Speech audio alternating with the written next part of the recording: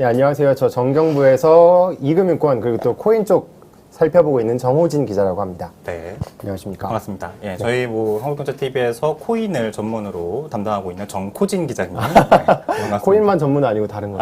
네네. 폄하의 의도는 아니었습니다. 네네네 하고 있습니다. 네. 약간 독보적인 위치를 아닙니다. 차지하고 계시죠. 네. 네. 아무튼 그래서 일단 뭐 앞서도 잠깐 저희가 살펴봤지만 코인 거래소 줄폐업이 눈앞이라고 일단은 얘기가 그렇습니다. 나왔어요. 네. 그럼 줄폐업이 눈앞이다. 그래서 이제 거래소들이 좀 난리다. 이렇게 알겠는데 왜 난릴까요?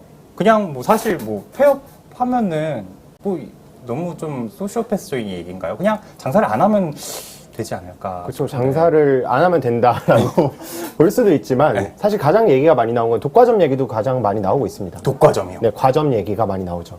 지금은 일단 4대 거래소만 남았거든요. 업비트, 빗썸, 코인원, 코빗. 업빛 코코 4대 거래소. 네, 업비트, 코코 이렇게 네 군데 남았는데 그렇다 보니까 이 네 군데만 남게 되면은 아무래도 과점이 생길 수 있다는 지적들도 많이 나오고 있고요. 네. 또 지금 국내 60개 정도 거래소가 돼요. 근데 그곳에도 지금 뭐 사장님 계시고 뭐 직원분들 다 계시고 다 뭐 집에 가서 또 밥도 사 드셔야 되고 또 네.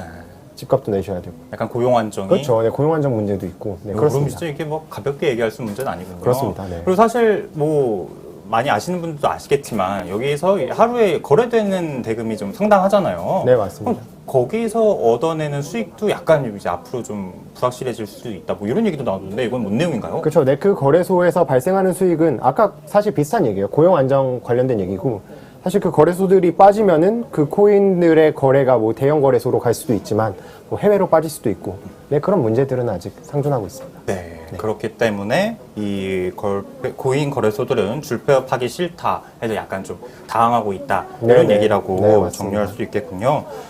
그러면 이렇게 이제 어쨌든 좋든 싫든 이 네네. 정부 규제는 이제 들어왔고 그렇죠. 그래서 어쩔 수 없이 이 정리를 하게 되는 상황에 되게 됐습니다. 네네. 뭐 일단은 정 기자 오늘 리포트에서는 소비자 입장에서 좀 많이 그렇죠. 예, 네. 얘기를 했다면 네. 일단 외전 시간에서는 그렇다면 거래소는 어떤 식으로 움직이고 있는지 이 부분 먼저 한번 체크를 해보도록 할게요. 네네.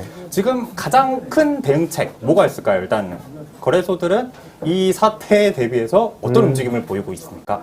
일단 가장 중요한 거는 뭐 금융당국에서 뭐 실명계좌를 터줄 길을 만들어주고 좀 이러면 가장 베스트겠지만 그렇지가 못하다 보니까 뭐 다양한 얘기들이 많은데 일단은 지금 필요한 거는 실명계좌가 필요하고 또 ISMS 인증이 필요해요. 근데 실명계좌가 있으면 이제 기존의 원화마켓까지 운영을 할 수 있지만 이제 ISMS 인증만 있다면 이제 BTC 마켓만 운영을 할 수 있거든요. 그래서 일단 그렇게 해가지고 ISMS만 해서 이제 BTC 마켓만 운영하겠습니다.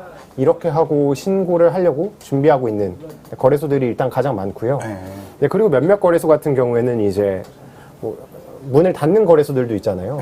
거기서 약간 이제 흘러나오는 손님들이 이제 좀 잡기 위해서 이제 좀 뭐 지갑 서비스를 좀 확대해가지고 거기서 뭐 상폐되는 뭐 단독 코인들을 우리가 받아주겠다 좀 그런 케이스의 거래소도 오늘 소개해드렸듯이 있고요. 네, 그런 일단은 뭐 그 대책 두 가지 큰 거를 일단 한 번에 좀 요약해서 말씀해 주셨어요. 네네. 그러면 첫 번째 대책부터 약간 좀 자세히 우리 코린이들을 위해서 그래도 한번 자세히 한번 좀 짚어볼게요. 네네. 이번에 금융당국이 허가를 받아라 한 내용이 크게 두 가지였다고 들었어요. 그게 네네. 어떤 내용인지 좀 자세히 먼저 알려주세요. 일단 시중은행에서 실명계좌를 받아야 되고요. 실명계좌를 받아라. 네네, 그렇습니다. 뭐 지금 업비트는 K뱅크, 뭐 빗썸과 이제 코인원은 이제 농협, NH농협은행 하고 있고 코빗은 신한은행과 지금 계약을 하고 있거든요. 계좌를 텄군요. 네, 그렇습니다. 그런 식으로 실명계좌를 터야 되고 네. 그리고 또 다음으로는 이제 한국인터넷진흥원에서 이제 ISMS 네, 이스비스. 네네네. 이즈비스. 맞습니다. 네, 그거를 받아야 된다는 거죠. 이 두 가지를 터줬다. 네. 그러면은 은행이 먼저 실명계좌 확보 요청을 받아줘야 된다. 그런 이런 얘기죠. 거죠. 네, 둘이 이걸 계약을 해야 받은 기업들은 네 군데, 그 네. 빅4, 네.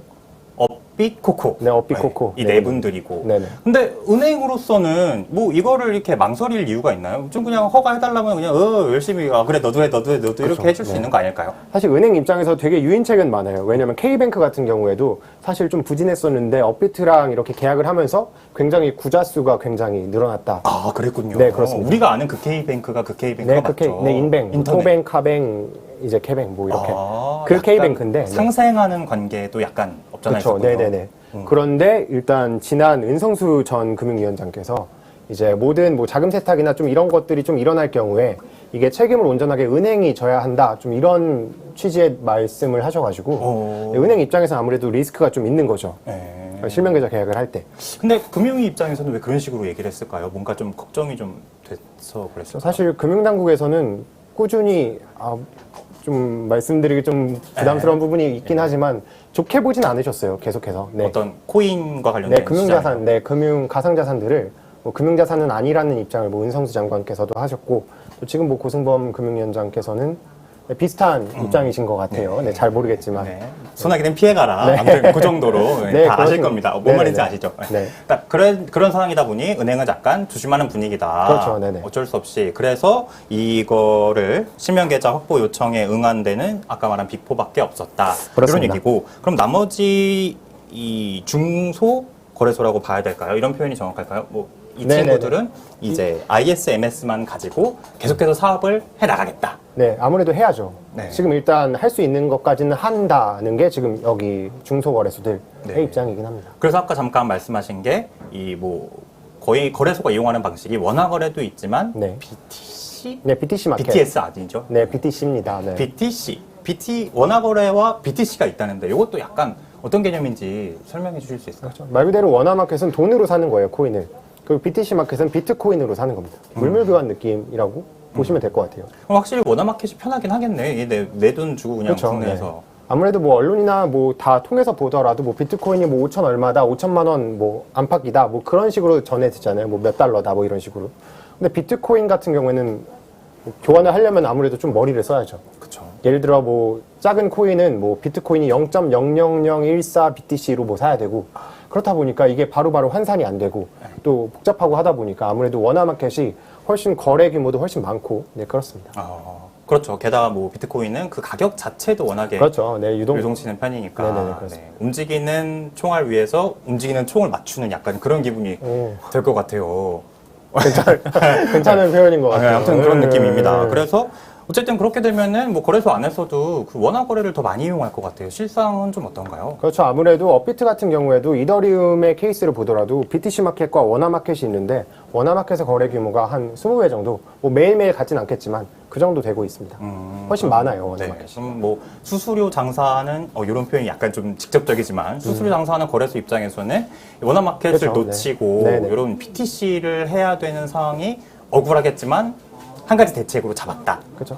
사실 뭐 대책이라기보단 마지못해 하는 울며 겨자 먹기로 하는 거죠. 네. 어쩔 수 없이 문 닫을 수 없으니까 그렇습니다. 아까 앞서 지적한 뭐 경영상의 문제도 있고 그렇죠. 영업상의 문제도 있으니까 택한 차선책이 일단 가장 큰 게 이거고 맞습니다. 또 하나로 말씀하신 게 지갑이었어요. 네, 지갑, 네. 이 지갑은 그러면 이 문을 닫는 곳에서 만약에 내가 이 거래를 계속할 수 없는 것 이거를 다시 그냥 일단은 가져오게 해준다 뭐 그런 개념일까요? 맞습니다. 네네네. 단독 코인이라고 보통 하는데요. 뭐 폐업하는 만약에 정호진 거래소라는 곳이 있는데 거기에만 좋은 상장된 거래소네요. 네, 좋은 거래소. 거기에 뭐 박승환 코인이 상장돼 있다.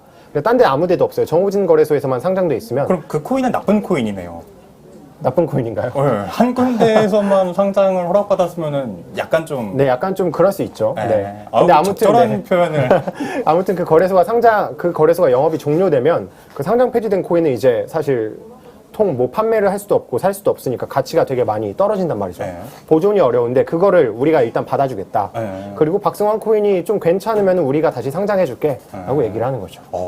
약간 거래소는 증권사랑 다른 개념인가 봐요. 이게 증권사 같은 경우는 상장을 한국거래소가 지금 독점해서 하고 그쵸. 있잖아요. 네네네. 근데 거래소는 그렇지가 않군요. 네, 거래소는 뭐 업비트 비썸 다 따로따로 해가지고 각자 심의위원회들이 있어요. 뭐 내부 인사, 외부 인사 따로 있다고 하는데 네, 그런 위원회에서 이제 심사를 거쳐서 각자 이제 상장 심사를 하고 있습니다. 그렇군요. 뭐 어쨌든 이렇게 해서 지금 중고소 거래소가 찾는 방법이 이런 두 가지다. 뭐 이런 대표적인 거 두 가지 아니면은 정말 최악의 경우 그냥 문을 그냥 닫아버리거나 그렇죠. 네. 아니면은 뭐 해외로 그냥 빤스런을 한다거나 뭐 이런 경우가 무슨 있을 수 있고 알겠습니다. 나중에 네. 있을 것 네. 같네요. 알겠습니다. 아무튼 뭐 거래소 입장에서는 그렇고 이제 뭐 아까도 잠시 짚었지만 이제 소비자 입장도 어쨌든 우리가 좀 그렇죠. 챙겨봐야 되잖아요. 네. 투자자들도 중요한 저희의 소중한 분들이시니까. 맞습니다. 그러면은 투자자들을 위해서 정우진 기자가 가장 먼저 조언한 거는 서둘러 처분해라. 처분해라. 네, 튀어라.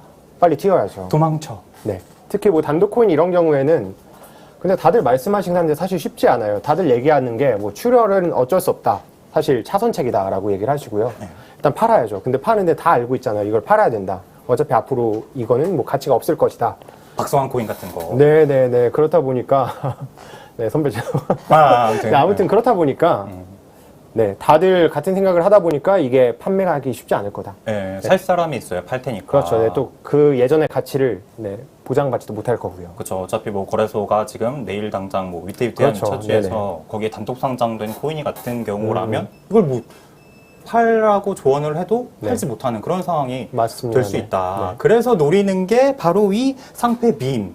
그렇죠. 상패빔. 예, 상패 빔. 이 빔은 무슨 빔인가요? 이 레이저빔 쏘듯이 팍 이렇게 쏘는 거 있잖아요. 아. 상장 폐지를 앞둔 코인들이 갑자기 가격이 뛰는 경우들이 있거든요. 아, 그 일봉상에서 이렇게 네, 그렇죠, 그렇죠. 치솟는 거. 또 비슷한 게 상장빔이라고 있는데 네. 상장하면 또 이렇게 팍 솟는 경우들이 있어요. 떡상. 네네네, 갑자기. 네. 다시 오지 않는 그 가격. 그렇죠, 그렇죠. 100층에 사람이 있어요, 그런 거. 네네네. 근데 그런 케이스가 많이 없을 거라는 게 전문가들의 좀 지배적인 의견입니다. 예, 약간 사실 뭐 도박성이 짙다 이렇게 그렇죠. 보는 일반적인 거죠. 상패랑 다른 게 아무래도 거래소가 폐쇄되는 것 자체는 뭐 향후 뭐 유통될 수 있는 경로들이 다 사라지는 것이다 보니까 네, 주의를 해야 한다고 말씀들을 주시더라고요. 그렇군요. 그래서 뭐 어쨌든 팔고 싶어도 팔지 못한다. 노릴 거는 상패 빔인데 그것마저도 예의치가 않다. 그렇죠. 그렇다면은 네네. 투자자들이 선택할 또 다른 방법.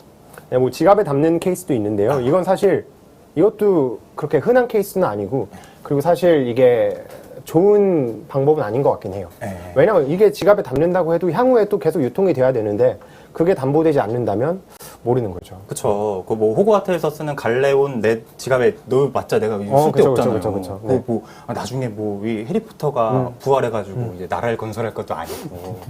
그러니까 약간 그런 거라고 볼 수 있겠다. 네네네. 이런 얘기군요. 네, 그래서 그렇습니다. 지갑을 가져와도 이게 더 이상 의미 없다. 그래서 맞습니다. 이것 때문에 아예 그냥 국내 코인 시장은 틀렸다. 그래서 밖으로 그냥 나가버리는 분들도 있다고. 네, 그런 경우도 있긴 하죠. 네. 근데 뭐, 그건 뭐 투자자 본인의 선택이니까. 네, 그렇습니다. 그러면 이참에 이 판을 뜨자. 뭐 이런 거는 어떻게 생각하시나요? 아, 그렇죠. 네, 뭐 코인 투자를 이제 관두시고 뭐 다른 뭐 본인의 자산을 증식할 수 있는 방법은 다양하니까. 네.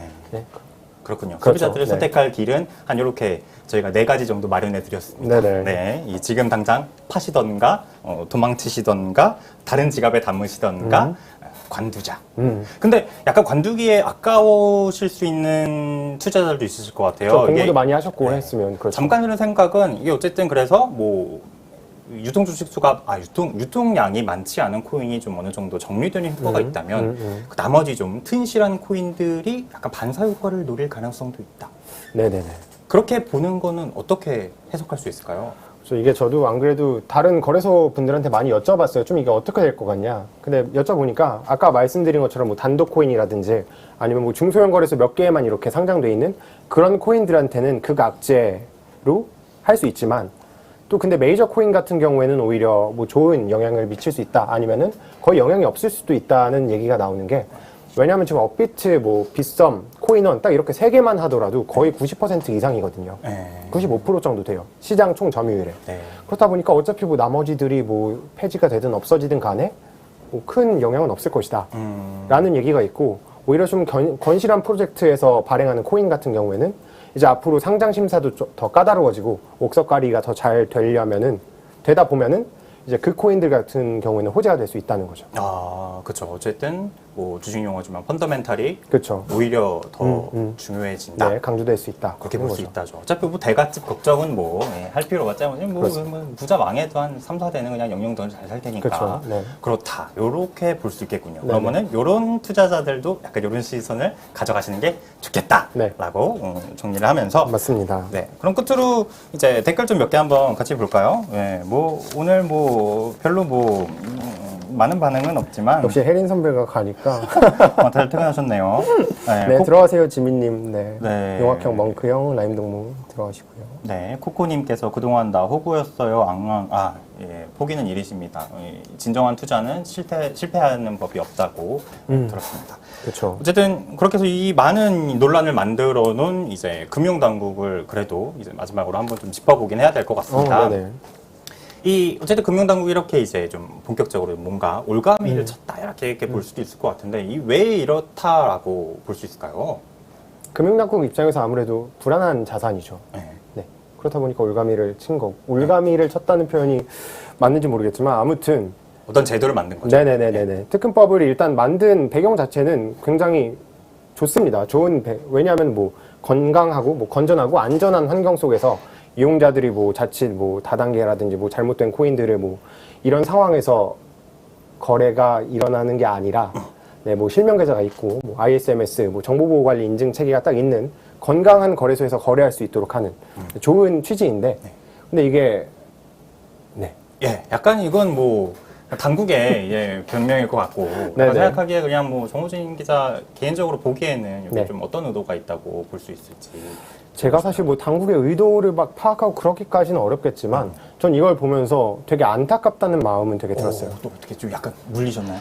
아, 제가 물려서 그런 게 아니라 뭐 중소형 뭐 취재 과정에서 사실 뭐 중소형 거래소라고 말하기 좀 되게 민망할 만큼 굉장히 준비 잘 돼 있고 굉장히 뭐 탄탄한 기술력을 갖추고 있는 분들이 있는데 그런 거래소 대표님들이 하나같이 다 말씀하시는 게 심사라도 받아보고 싶다는 거예요. 왜냐면 이게 금융당국 입장에서는 은행에 사실 행정 행위를 약간 떠맡긴 셈이죠. 원래 금융당국이 이걸 심사를 해야 되는데 은행이 나서서 심사를 하다 보니까 은행은 뭐 금융당국 눈치도 보고 거래소 눈치도 보고 가운데서 좀 애매한 입장인 거죠. 그렇다 보니까 내 거래소는 심사도 못 받고 지금 굉장히 답답하다는 네, 말씀들을 많이 해주셨어요. 답답하다. 심사라도 받고 싶다. 네. 그렇군요. 어쨌든 우리 코인 시장이 지금 이렇게 어쨌든 분명한 변곡점을 맞이한 건 맞는 것 같아요. 맞습니다. 네네. 그래서 앞으로 뭐 거래 주체들도 마찬가지고 뭐 거래소를 운영하는 분들 그리고 당국까지도 좀 더 촘촘하게 이제 제도를 잘 살피고 건강한 투자, 성공적인 투자를 만들 수 있도록 다 같이 노력해야 하지 않을까. 네, 맞습니다. 이렇게 또 금마무리를 하게 되네요. 네. 여러분 또 이렇게 저희 한 주가 지났습니다. 저희 뭐 외전 오늘까지 진행하고 이제 다음 주에는 저희 민족의 대명절 한가위가 다가오고 있죠. 여러분들 내일 마지막으로 2주의 마지막으로 진행되는 저희 뉴스 플러스 즐겁게 잘 시청해 주시고요. 한가위 잘 보내시고 저희는 한가위가 끝나고 뵙겠습니다. 안녕. 안녕.